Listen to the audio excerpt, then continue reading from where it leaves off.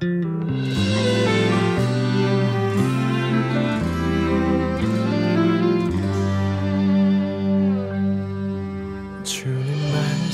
말씀하시면 내가 나가리다. 할렐루야, 성도 여러분 반갑습니다. 김 목사와 함께하는 성경 이야기 시간입니다. 오늘은 9번째 시간으로 왼손잡이 에훗에 관한 이야기를 하겠습니다. 오늘 하나님 말씀은 사사기 3장 15절만 읽도록 하겠습니다. 이스라엘 자손이 여호와께 부르짖음에 여호와께서 그들을 위하여 한 구원자를 세우셨으니 그는 곧 베냐민 사람 게라의 아들 왼손잡이 에훗이라. 이스라엘 자손이 그를 통하여 모압 왕 에글론에게 공물을 바칠 때에. 드디어 이스라엘 백성은요 40년 광야 기간을 마치고 가나안 땅에 들어왔습니다. 그리고 하나님께서 여호수아를 통해서 가나안 땅을 이스라엘에게 주셨죠. 그리고 그동안 이스라엘은 광야에서 하나님께서 공급하심으로 인하여서 사실상 부요함을 누렸다고 할 수 있습니다. 매일매일 하나님이 만나와 메추라기를 공급하셨기 때문에 그렇습니다. 그들은 따로 곡식을 쌓아놓을 창고를 지을 필요도 없었습니다. 근데 날마다 일용할 양식으로 훈련했던 이 이스라엘 사람들이 가나안에 딱 들어와 보니까요, 곡식을 어마어마하게 저장해 놓은 진짜 큰 창고들이 있었습니다. 그동안 하나님께서 매일 주시는 양식으로 감사하며 살았던 이스라엘 사람들은 가득 쌓여 있는 이 곡식 창고를 보면서 아마 욕심이 났던 것 같습니다. 이스라엘의 눈에 보이는, 지금 이스라엘 사람들의 눈앞에 보이는 이 어마어마한 풍요로움이요, 하나님과의 약속을 다 잊어버릴 정도였기 때문에 그렇습니다. 근데 여러분, 가나안의 이 풍요로움이 이스라엘 사람들에게 정말로 안식과 기쁨과 평안을 가져다 주었을까요? 결론적으로 말씀드리면 아닙니다. 사사기 마지막쯤에 가면 이스라엘은 너무나도 타락하고 고단한 삶을 살아가는 이야기가 계속 나오기 때문에 그렇습니다. 왜 그럴까요?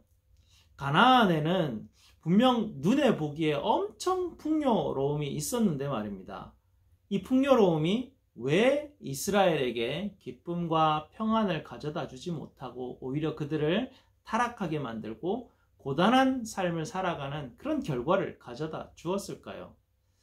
이것은 하나님이 주시는 풍요로움의 바탕과 가나안 사람들이 가지고 있었던 그 풍요로움의 바탕이 너무나 달랐기 때문에 그렇습니다. 하나님이 주시는 이 풍요의 바탕은 하나님을 사랑하고 이웃을 사랑하라는 말씀을 순종하는 하나님과의 언약을 바탕으로 하고 있습니다. 그러나 이 가나안의 풍요는요, 탐욕과 쾌락을 바탕으로 하고 있었습니다. 왜냐하면요, 이 가나안 사람들은 이 바울 신을 성적으로 이렇게 쾌락을 주어야만 자기들에게 풍요를 준다고 그런 신앙을 가지고 있었기 때문에 그렇습니다. 그래서 그들의 풍요의 근원은 그러니까 그 가나안의 문화, 그들의 풍요의 문화의 근원 안에는 성적인 문란함, 그것이 있었고요, 그대로 방치되는 그런 문화였습니다. 그러니 가장 사회를 구성하는 기초단위였던 가정에서부터 파괴가 일어났고요, 자녀들도 어릴 때부터 탐욕과 쾌락의 문화를 통해서 자라가게 됩니다. 그리고 사회적 문제나 재난이 생기게 되면요, 사람들은 희생양을 찾죠. 희생양을 찾아서 바알신에게 인신제물로 희생제사를 드리는 그런 문화를 가지고 있었습니다.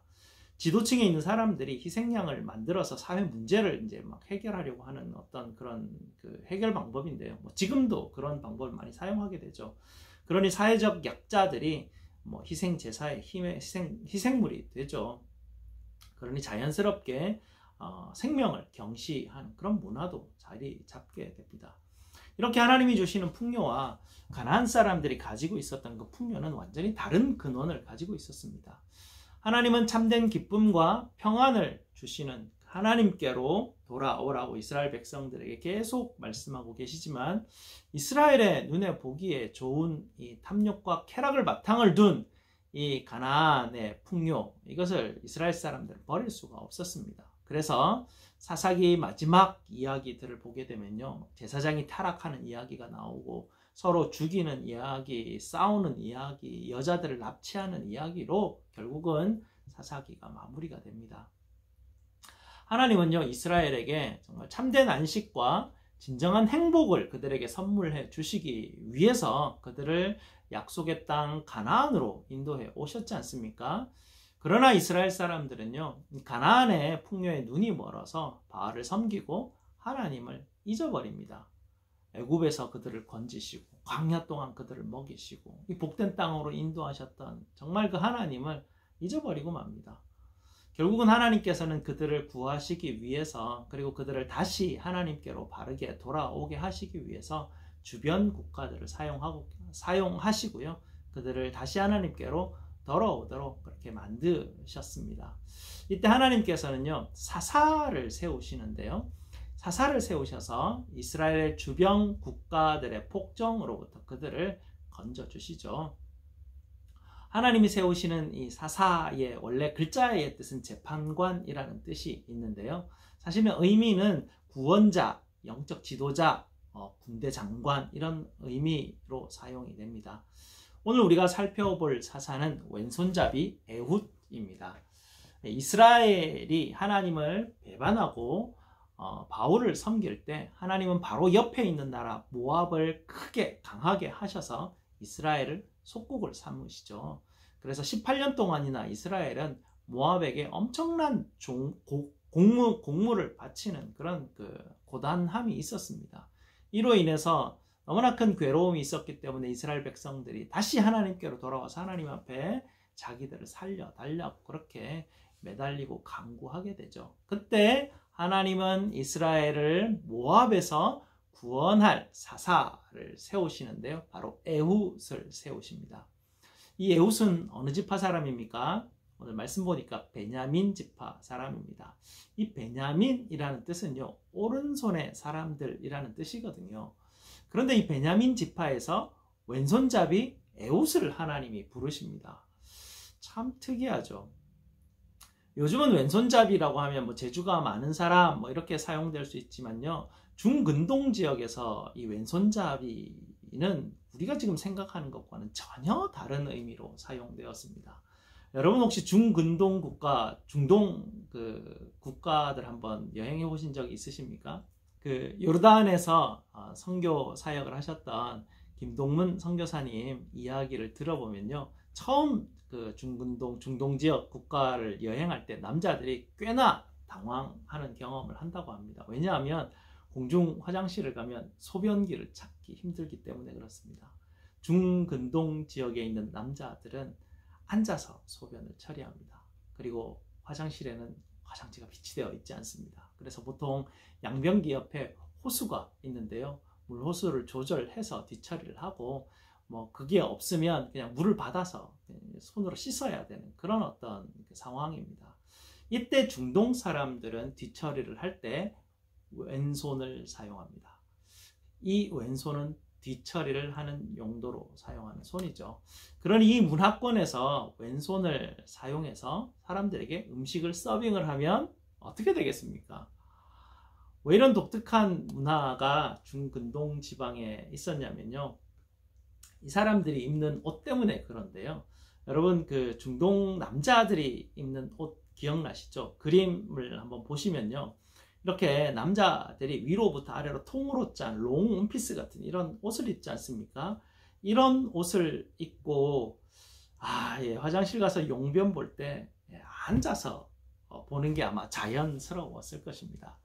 그래서 중근동 지역에서는요, 어렸을 때부터 철저하게 왼손, 오른손을 구별하도록 그렇게 훈련을 시킵니다. 그런데 하나님이 왼손잡이 에훗을 사용하십니다. 무슨 말이냐면 아마도 에훗은 오른손에 장애를 가진 그런 사람이었을 것입니다. 그는 이 화장실을 쓰는 이 손밖에 자기는 쓸 수 없었기 때문에 늘 수치스러움을 가질 수밖에 없었고요.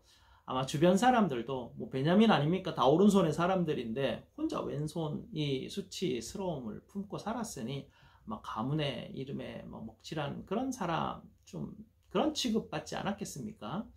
그러나 하나님이 보시는 관점은 전혀 다르셨습니다.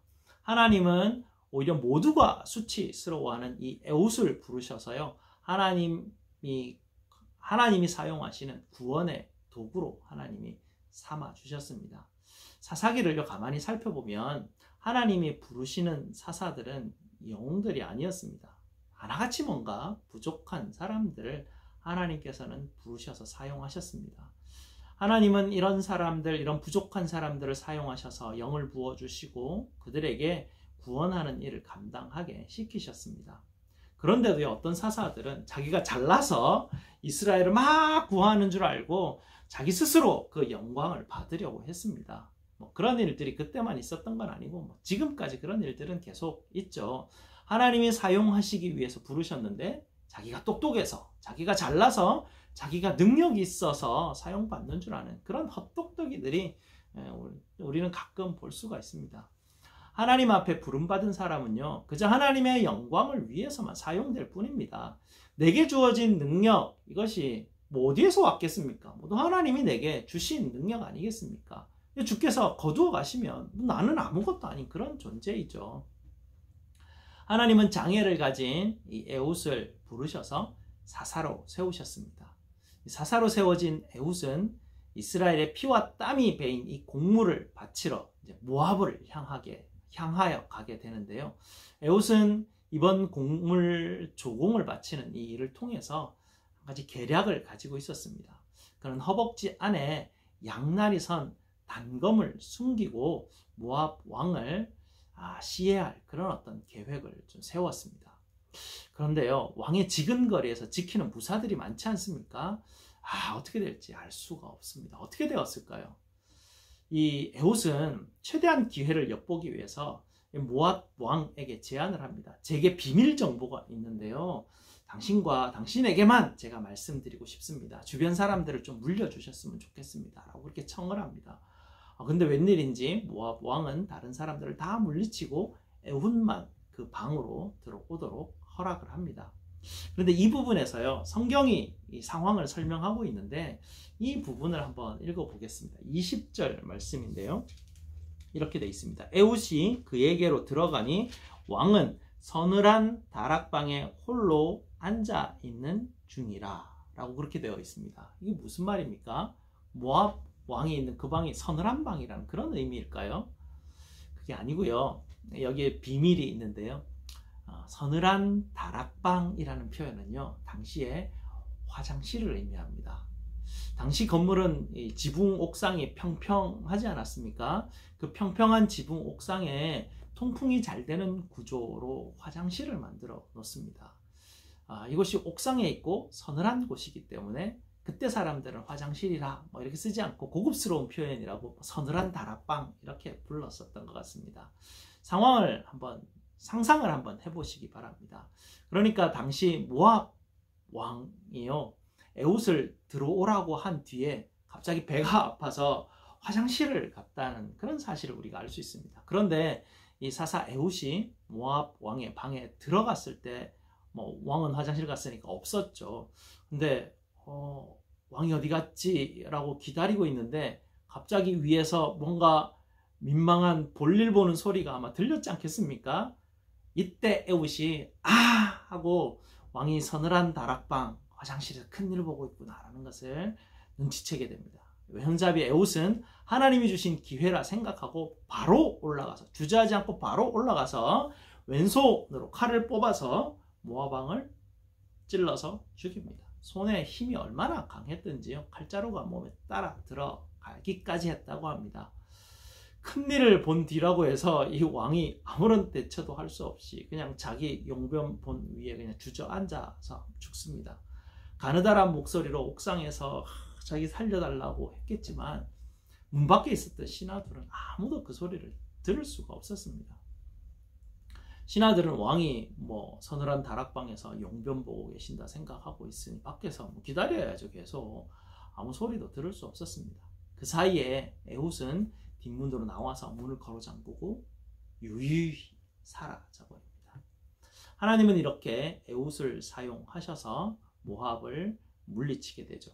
그 후에 80년 동안이나 이스라엘은 외적의 침입이 없이 평온하였고요.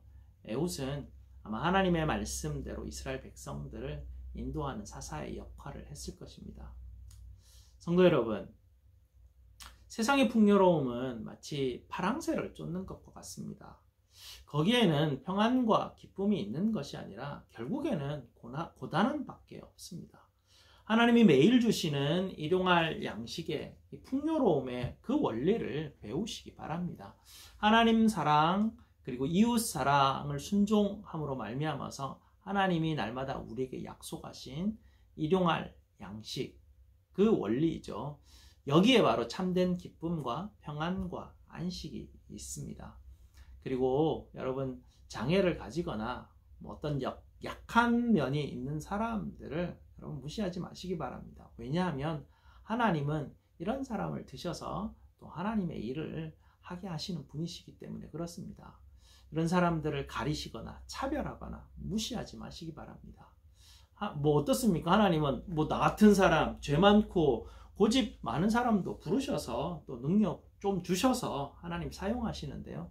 다른 사람보다 내가 좀 낫다 이렇게 생각하는 건 완전히 착각일 뿐입니다. 내가 더 낮은 곳에서 섬길 수 있음은 항상 하나님이 내게 주시는 그 은혜라고 생각하는, 은혜의 자리라고 생각하는 것, 그것이 바로 하나님께서 우리에게 주신 정말 큰 기쁨, 감사의 일 아니겠습니까? 다음 주에는요, 또 다른 사사의 이야기를 하도록 하겠습니다. 다음 주에 뵙겠습니다. 감사합니다.